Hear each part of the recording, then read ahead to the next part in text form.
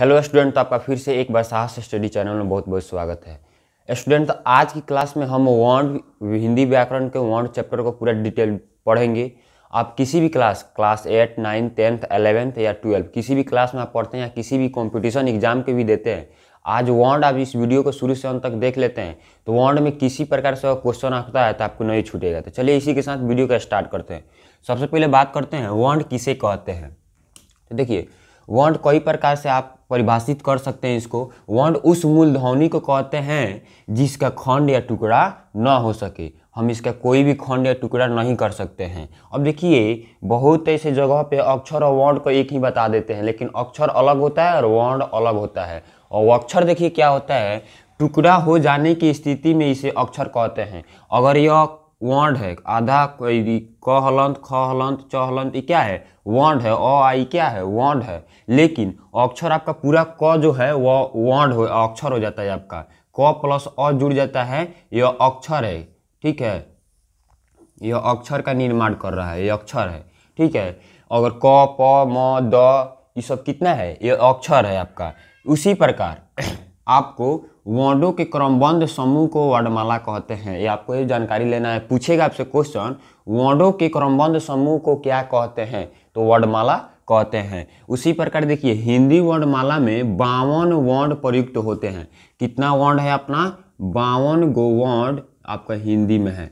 संस्कृत में लगभग उतना ही है। ठीक है, देखिए वर्ण 2 प्रकार के होते हैं। वर्ण कितने प्रकार के होते हैं, 2 प्रकार के। आपसे पूछिए क्वेश्चन, वर्ण कितने प्रकार के होते हैं, ऑप्शन में दिया रहेगा 1, 2, 3, 4 इस टाइप से। तो कितना होता है, 2। फर्स्ट नंबर स्वर वर्ण, सेकंड नंबर व्यंजन वर्ण।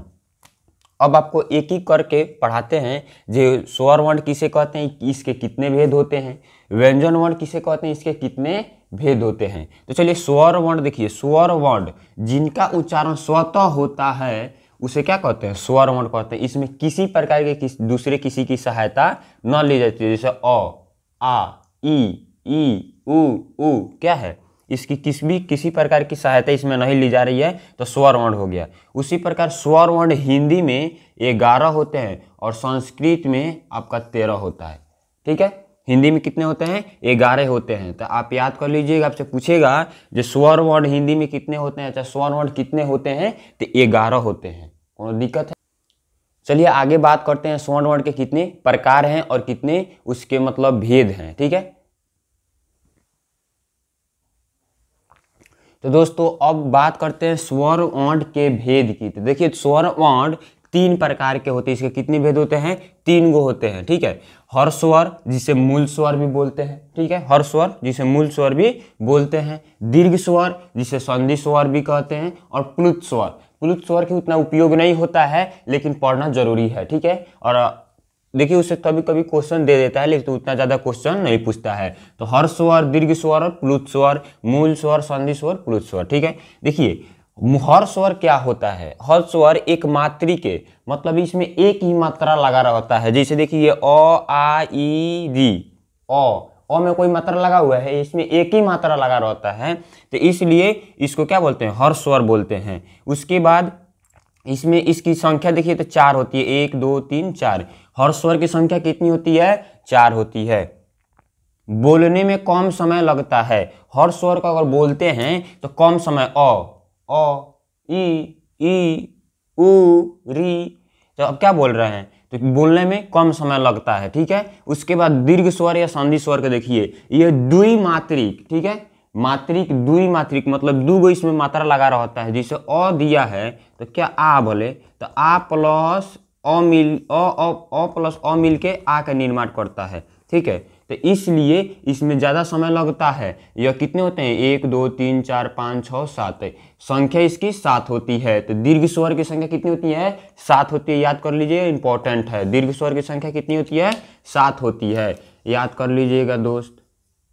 उसके बाद बोलने में हर स्वर से दुगुनी समय लगती है। इसमें इसमें आ 2 बार आ बोलना पड़ रहा है, तो इसकी कितने समय लग रहा है, दुगुनी समय लग रही है। तो इसलिए इसको आ का निर्माण हो रहा है। ई हो रहा है तो छोटी ई प्लस छोटी ई मिलाकर ई के निर्माण हो रहा है बड़ी ई का, तो इसमें बोलने में दुगुनी समय लगती है। उसी प्रकार प्लुत स्वर देखिए, तो प्लुत स्वर ऐसे लिखा जाता है।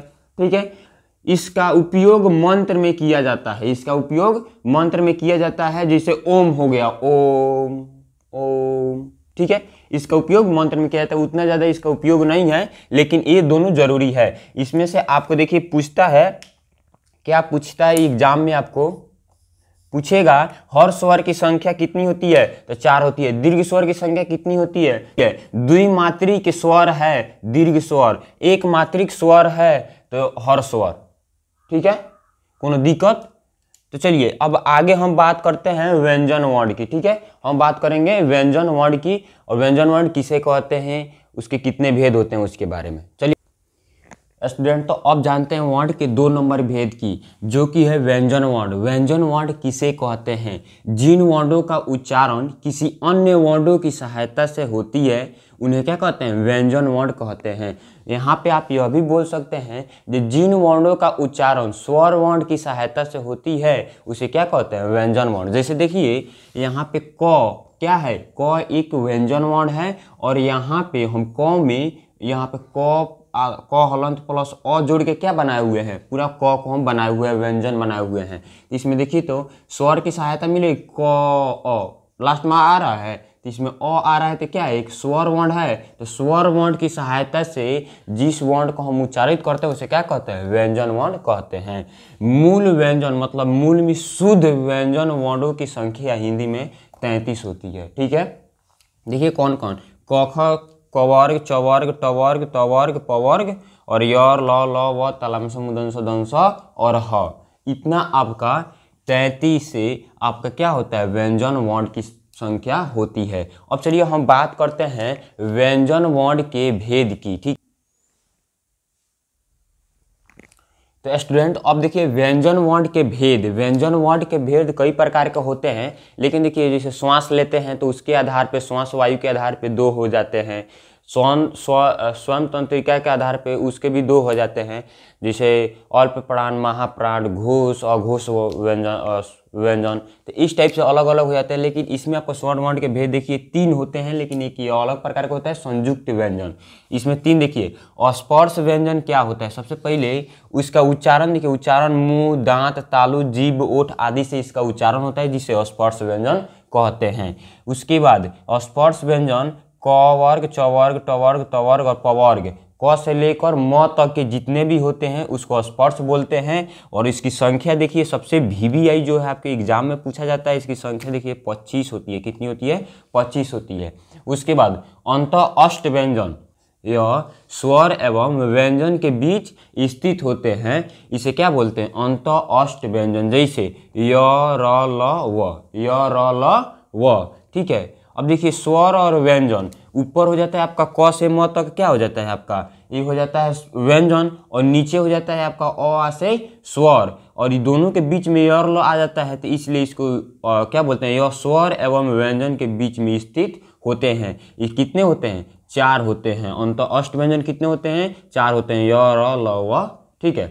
उसके बाद देखिए उष्म व्यंजन, उष्म व्यंजन बोलने से उष्मा निकलता है, क्या निकलता है, उसमें उष्मा से प्राप्ति होती है, जैसे स, तलामे स, मुदन स, दन स, ह, ये क्या हो रहा है आपका, उष्म निकल रहा है। इसकी संख्या कितनी होती है, इसकी संख्या 4 होती है। उसके बाद देखिए संयुक्त व्यंजन, संयुक्त व्यंजन में छ, त्र, ज्ञ और श्री, ठीक है, छ, त्र, ज्ञ, ठीक है। तो देखिए छ का निर्माण देखिए क हलंत प्लस तलामेश मुदन स मिल के छ का निर्माण करता है, ज हलंत प्लस य मिला के ज्ञ का, त हलंत प्लस र मिला के त्र का, और स हलंत प्लस र मिला के श्री का निर्माण करता है, ठीक है। उसके बाद देखिए नोट में यहाँ पे कुछ ऐसी इंपॉर्टेंट है, जो कि छ का निर्माण कवर्ग से होता है। क्या चीज़ से, कवर्ग। देखिए छ का निर्माण कवर्ग से, क हलंत प्लस अ मिल रहा है, तो किस वर्ग का है, कवर्ग वर्ग का। लेकिन छ यहाँ पे दोनों छ ही है, लेकिन ये चवर्ग वर्ग का है। चवर्ग वर्ग के देखिए च का, तो यहाँ पे छ का निर्माण कैसे होगा, छ प्लस अ मिला के छ का निर्माण हो रहा है, तो ये च से जब में आता है तो चवर्ग वर्ग का ही हो जाता है, ये कवर्ग वर्ग का होता है, ठीक है। यहाँ पे ध्यान रखिएगा, आप स्क्रीनशॉट लेना चाहते हैं तो आप इसका स्क्रीनशॉट ले सकते हैं, ठीक है। अब आगे हम बात करते हैं श्वास वायु के आधार पे व्यंजन को कितने भागों में बांटे हुए हैं। स्टूडेंट अब बात करते हैं हम श्वास वायु की मात्रा के आधार पर व्यंजन के दो भेद होते हैं। क्या चीज? श्वास वायु के मात्रा के आधार पर व्यंजन के दो भेद होते हैं। सबसे पहले बात करते हैं अल्प प्राण और महाप्राण। बहुत इंपॉर्टेंट है दोस्त, अल्प प्राण और महाप्राण। इसका देखिए अल्प प्राण प्रत्येक वर्ग का प्रथम, तृतीय और पंचम वर्ग और अंत अष्ट व्यंजन मिल के क्या कहलाते हैं? अल्प प्राण कहलाते हैं। महाप्राण में देखिए तो प्रत्येक वर्ग का द्वितीय और चतुर्थ वर्ग और उसमें व्यंजन मिल के महाप्राण कहलाते हैं। समझ में नहीं आएगा? चलिए हम बात करते हैं यहाँ पे व्यंजन की। देखिए व्यंजन वर्ण इतना है नू, इसमें से देखिए क से लेकर म तक, क वर्ग, च वर्ग, ट वर्ग, त वर्ग, पर वर्ग, इतना आपका व्यंजन वर्ग हो गया। इसमें से फर्स्ट वाला, ठीक है, फर्स्ट वाला और दो वाला नहीं है, सेकेंड वाला और थर्ड वाला और 5 वाला, ये आपका 3 गो, 1 2 3, ये आपके मिल के अल्प प्राण कहलाते हैं। और इसमें अंत अष्ट में य, र, ल, व, यह भी अल्प प्राण कहलाते हैं। तो अल्प प्राण की संख्या 19 होती है। कितना होती है दोस्त? 19 होती है। आपका इंपॉर्टेंट है, पूछ देगा आपसे जो अल्प प्राण की संख्या कितनी होती है, तो 19 होती है। इसका ट्रिक देखिए 1 3 5, 1 3 5 आपका, और उसमें अंत अष्ट व्यंजन य, र, ल, व जोड़ देते हैं, ये आपका हो जाता है अल्प प्राण। महाप्राण में देखिए प्रत्येक वर्ग का द्वितीय, अब इसमें तो आपका 1 और 3 और 5 खत्म हो गया, तो कौन बचा है? द्वितीय और चतुर्थी। तो चतुर्थी और उसमें व्यंजन देखिए तो महाप्राण की संख्या 14 होती है। 5 5 10 और 10 4 14। इसका ट्रिक देखिए 24, 2 और 4 आपका ट्रिक होता है, ठीक है, और उसमें व्यंजन उसमें जोड़ देते हैं, महाप्राण कहलाता है। आई होप आपको समझ में आ चुका होगा। आप स्क्रीनशॉट ले लीजिए। हम अगले टाइप में बात करते हैं आपको जो स्वर तंत्रियाओं के कंपन के आधार पे हम कितने व्यंजन को बांटे हुए, कितने भेद उसका भेद होते हैं, ठीक है। तो चलिए हम उस पर बात करते हैं, जिसे घोष और अघोष कहते हैं, दो है, तो हम वो अघोष और अघोष आपको समझा देते हैं। स्टूडेंट अब देखिए स्वर तंत्रियाओं के कंपन के आधार पर इसको दो भागों में वर्ण को बांटा गया है। सबसे पहले घोष वर्ण और अघोष वर्ण। घोष वर्ण देखिए क्या होता है, सभी इसमें घोष वर्ण में सभी स्वर आते हैं, जितना भी स्वर है सभी स्वर आते हैं। हमारे स्वर की संख्या कितनी है?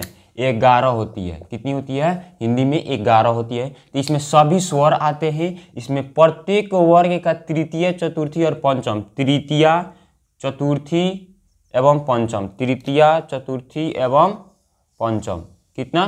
तीनों।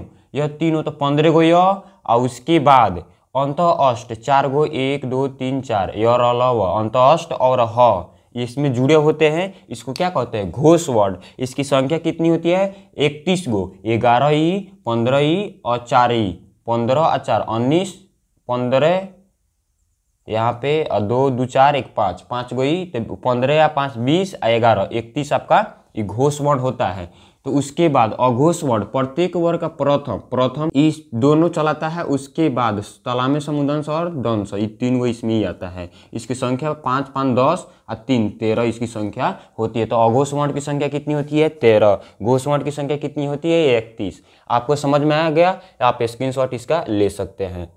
दोस्तों अब बात करते हैं, जो आपको इस वीडियो में थोड़ी सी भी दिक्कत हुई होगी तो आप कमेंट कर सकते हैं। और चलिए इसी के साथ इस वीडियो को समाप्त करते हैं। दोस्तों आपको इस वीडियो से थोड़ा सा भी नॉलेज मिला होगा तो आप इस वीडियो को एक लाइक कर सकते हैं, अपने दोस्तों के पास इस वीडियो को शेयर कर सकते हैं। और इसी के साथ इस वीडियो को समाप्त करते हैं। जय हिंद, जय भारत।